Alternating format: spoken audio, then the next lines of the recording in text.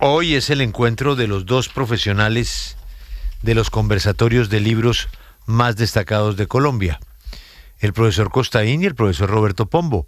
11 de febrero, gimnasio moderno al final de la tarde, buses a todos los barrios, salón principal. El tema, pues, Jesucristo, ni más ni menos. Profesor Costaín, qué placer saludarlo. Buenos días y felicitaciones por estas 500 maravillosas páginas de historia. Mil gracias, Julio, por la invitación. Estoy feliz de estar aquí en 6 AM W. Sí, ya aprendió, ya se lo aprendió. No es fácil, no es fácil. Profe Costaín, gracias por el libro. Ahí voy. Tengo que ser honesto. Tengo dificultades, pero entienda pues que, en fin, ¿no? Lorencita Villegas, bueno, el pasado no perdona. No, Yo tengo una primera... padre Donaldo. Y el padre Donaldo. Yo tengo una primera inquietud. Usted es un tipo demasiado joven y cuando un autor, un director de cine, un guionista, se le mete a Jesucristo, es como ya en una etapa de reflexión de su vida y de su carrera como historiador. ¿Usted por qué se le metió al cristianismo tan joven? Pues la verdad, Julio, es que es una inquietud muy profunda y muy antigua. En mi caso es el tema sobre el que más he leído, quizás el que más me ha inquietado y me ha fascinado. Y pues lo cierto es que sí es un tema muy profundo y muy grueso, pero hubo un detonante, y es que después del encierro y de la pandemia, el primer viaje que yo hice fue a Roma, una ciudad a la que adoro, en la que he vivido, donde está parte de mi familia. Ahí me encontré con dos de mis hijas que viven en Alemania. Y entonces, en este reencuentro en Roma, después del trauma del COVID, yo sometí a mi familia al itinerario de las catacumbas romanas. Y en una de esas catacumbas, o en varias, hay una imagen muy inquietante que es la de Orfeo, un semidios y un bardo de la mitología griega que prestaba el servicio de rescatar, entre otras cosas, a los muertos que iban al Hades, al inframundo, por amor. Pues resulta que los primeros cristianos casi siempre invocaban a Orfeo y lo equiparaban con Jesucristo. Las catacumbas, que son cementerios de los cristianos, cuando el imperio los estaba persiguiendo, cuando el imperio romano los estaba persiguiendo, están plagadas de imágenes que tienen que ver con el paganismo. Yo quería escribir un ensayo, le confieso, Julio, de 20 o 30 páginas sobre ese diálogo entre el monoteísmo cristiano de origen judío, claro, y su relación, su diálogo con el paganismo grecorromano. Ese ensayo de 20 páginas se me salió de las manos y hoy es el libro de 500 que tiene usted ahí en sus manos. Absolutamente apasionante, no solamente por el tema de fondo que es el cristianismo, sino por esa Roma, ese origen que amamos, por supuesto, Grecia. Está muy bien ilustrado, tiene unas imágenes realmente conmovedoras el libro y pues todo el soporte del libro. El profesor Costaín no se está inventando nada, él lo que ha hecho es estudiar un tema a fondo, el tema de las dinastías. Ahí nos vamos a estrellar con Julio César, con Claudio, con Calígula, con Nerón. Estamos también en Ptolomeo, estamos con, ni más faltaba, una colección de papas impresionantes. Y por supuesto, con la última parte de Jesucristo. Por eso hablábamos esta mañana del traidor, de Judas. Está la descripción casi cinematográfica de esa última cena, de ese beso a oscuras. Profe, ¿cuánto tiempo duró usted investigando para llegar a este extraordinario texto? Pues esa pregunta me la hizo cuando terminé el texto un amigo muy querido y le dije la verdad. Fueron 2 años y toda la vida, porque empecé a escribir ese ensayo que le digo, que iban a ser 20 páginas, el 25 de diciembre, una fecha además agorera, del 2023, y el libro se fue a la imprenta el 23 de diciembre del 2025. Pero es el resumen de mis lecturas, de mi inquietud, de mi fascinación con ese tema de toda la vida, y yo creo que eso está destilado en este, que es un ensayo histórico y literario, y digo que literario porque es también una aproximación personal a ese tema que para mí pues es el más importante de la historia, la define, más allá de la fe, más allá de las creencias de cada quien. Es indudable que el hecho más importante de la historia de la humanidad es la irrupción del cristianismo, que la parte en dos. Y yo sí quería pues tratar de entender un poco mejor por qué una secta mesiánica del judaísmo del Segundo Templo, como las había tantas en esa época, por qué esa secta del Cristo, del ungido, se vuelve un fenómeno universal que termina conquistando el Imperio Romano y que es, ya digo, el hecho más importante de la historia. Entonces, pues me demoré toda la vida para escribir este libro en el que aparecen esos personajes que usted menciona. Y cuando uno ve a quienes gobiernan hoy en el mundo, la verdad es que sí añora a Nerón y a Calígula, ¿no?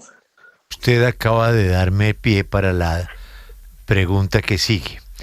Como usted sabe, el presidente Petro tiene una pasión, una obsesión por las librerías y por las bibliotecas.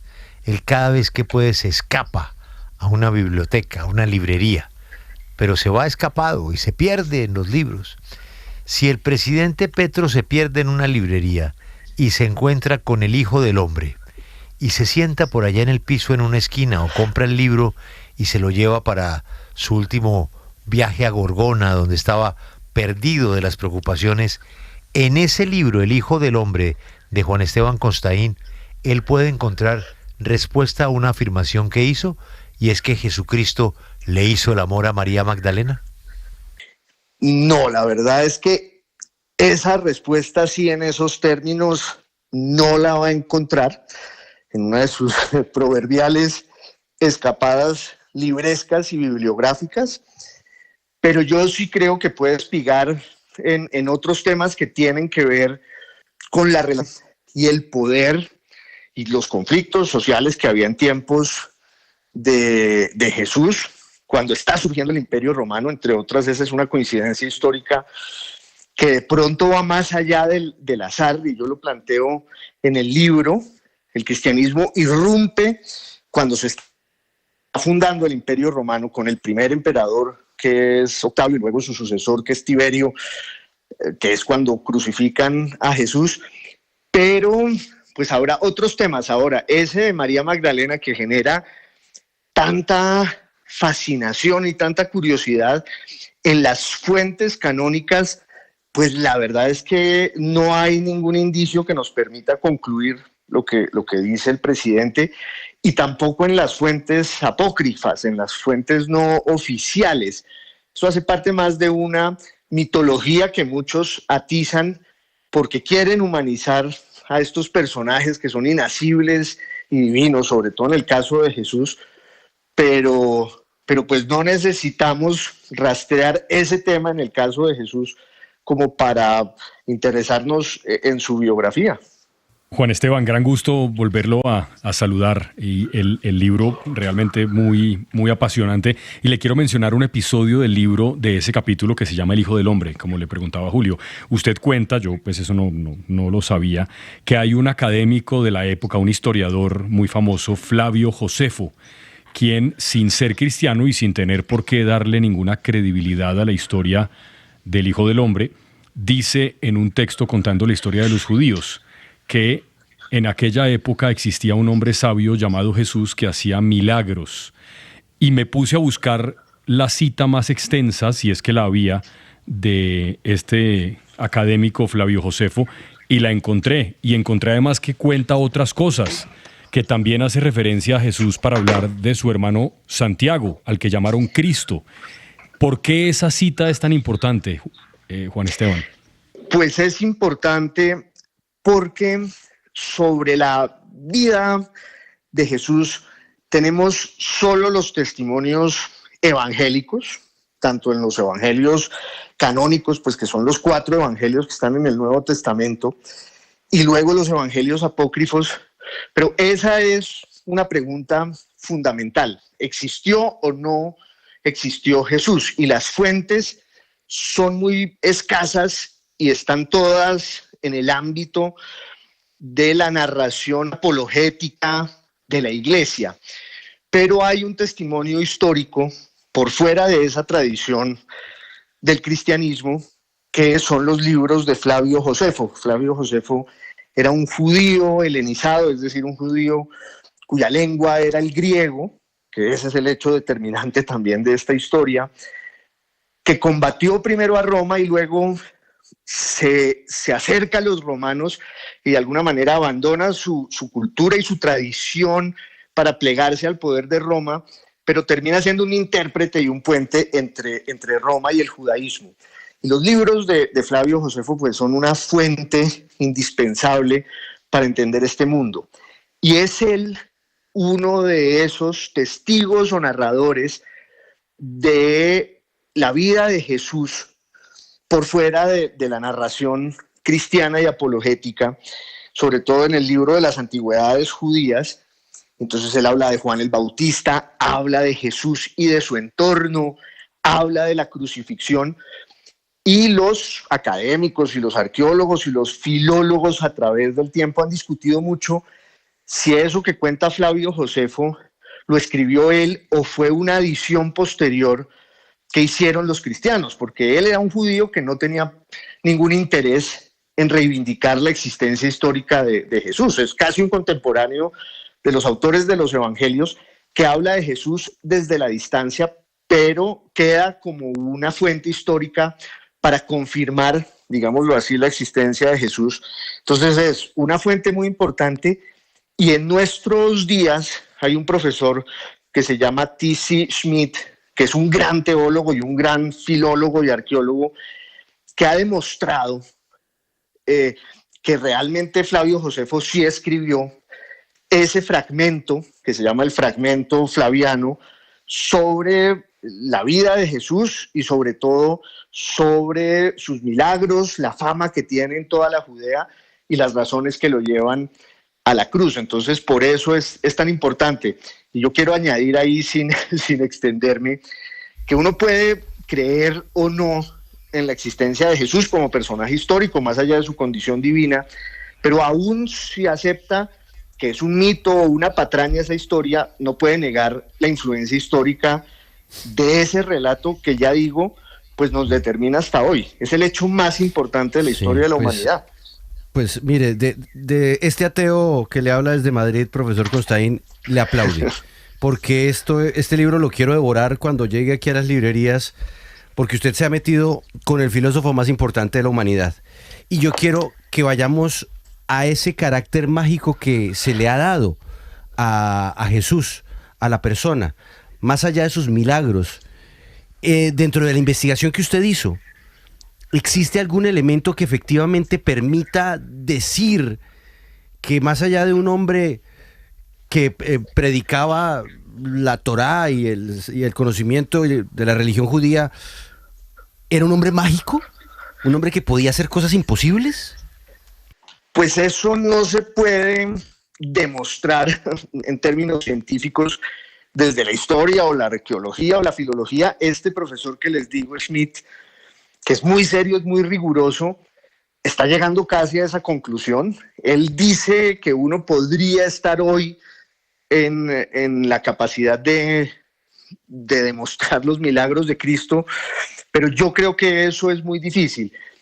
La influencia en su tiempo de Jesús tiene que ver con su mensaje y tiene que ver con esa especie de condición milagrosa que es lo que le va granjeando el favor de las multitudes que lo empiezan a seguir como el ungido, como el Mesías, y muy pronto como el Hijo de Dios y la encarnación misma de ese Dios del judaísmo del segundo templo, entre otras, pues un Dios que hace del agua vino. Imagínese usted sino iba a tener a las multitudes detrás aplaudiéndolo. Pero claro, está también la profundidad de su mensaje de redención, de salvación, y de todas maneras ese personaje, en las fuentes que tenemos de él, que insisto son los evangelios apócrifos, los evangelios canónicos, los 3 sinópticos y el místico de Juan, es un personaje elusivo que tiene a veces un tono socrático,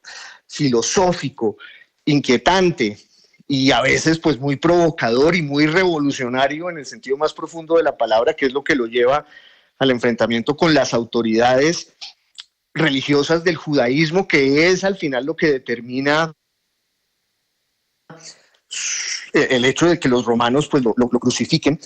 Entonces, yo en algún pedazo del libro menciono a un autor francés, a un teólogo, historiador de los años 30 del siglo pasado, que era Junibert, que dice en alguna parte, si el cristianismo se expandió porque Jesús hacía milagros, entonces es cierto que era el Hijo de Dios. Pero si se expandió sin milagros, que se haya expandido fue el milagro. La expansión del cristianismo, la irrupción y el hecho de que esa secta mesiánica del judaísmo se tomara el imperio romano, lo doblegara y se impusiera allí como la religión oficial desde los tiempos de Teodosio, en el siglo IV de nuestra era, es casi un milagro. Y hay que estudiar por lo menos ese momento de la historia. Este no es un libro apologético, yo no busco persuadir ni convertir a nadie, es un libro de historia, de literatura, es un ensayo sobre ese momento determinante de nuestra vida hasta nuestros días, y no solo en el ámbito cristiano, en el mundo entero. Profesor, lo voy a despedir con algo que me pasó a mí hace muchísimos años. Existían 2 publicistas en Colombia muy famosos, don Álvaro Sánchez Mayarino y su hermano don Jorge Sánchez Mayarino. Eran geniales, creativos, atrevidos, irreverentes. Alguna vez en una conferencia, Jorge dijo la siguiente frase y causó risa, pero causó reflexión. Es que ustedes no han entendido que el mejor publicista de la historia se llama Jesucristo. Respuesta concreta, ¿usted coincide? Sí, bueno, Jesucristo, pero sobre todo San Pablo, que además se inventó el multinivel. Y ese sí fue el que se inventó. Era el director creativo. Ese era el director creativo. Sí. Jesús era el copy y San Pablo el director creativo. Profe, hasta esta tarde en el Gimnasio Moderno. Felicitaciones y qué excelente trabajo y guía para el mundo cristiano y no cristiano. Anticipo que su libro estará en muchos idiomas y generará mucha rasquiña. Enhorabuena, profesor. Mil gracias, Julio. Un gran abrazo a ustedes. Juan Esteban Costaín en Caracol.